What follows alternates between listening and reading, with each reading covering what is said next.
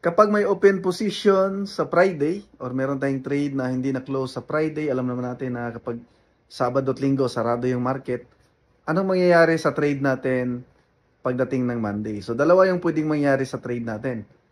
So, dahil close yung market, walang mga trades, holiday, so maaring ganun pa rin. Same pa rin kung saan yung presyo na tumigil or nagsara yung market, nandun pa rin. So, walang mangyayari sa trade natin.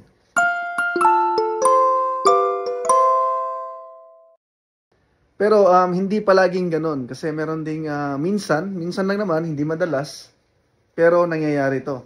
Nagkakaroon ng tinatawag na gap. So minsan nagkakaroon ng gap na 100 pips or 50 pips. So malaki yun. Kung malaki yung lot size mo, malaki yung trade mo, example, tumira ka ng malaking lot size, nag-scalping ka, tapos naglagay ka ng stop loss na 10 pips lang. Pagtingin mo sa Monday, nagkaroon ng gap ng 100 pips. So maaring nasunog yung account mo. Imbis na malos ka lang ng 10 pips, dapat ang nalugi sa'yo ay 100 pips. Dahil hindi gumana yung stop loss na sinet up mo kasi sarado yung market. Tapos pag open ng market sa Monday, nagkaroon na ng gap. Tumalon na yung presyo ng 100 pips. So malulugi ka ng malaki. Kaya mas maganda na i-close natin yung trade natin kapag Friday. So kung di natin kayang i-close yung trade natin kapag Friday, so dapat meron tayong trading account. Yung dideposit natin sa account natin na to, yun na yung stop loss natin. Kahit wala tayong stop loss. Yun yung protection sa mga gap, mga slippage.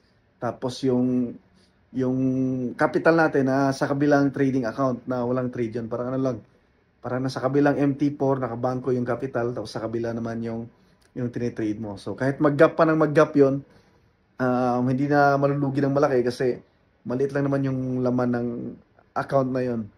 So ganun yung diskarte doon. Hindi lang naman negative yung makuha natin sa gap kasi pwede ring positive.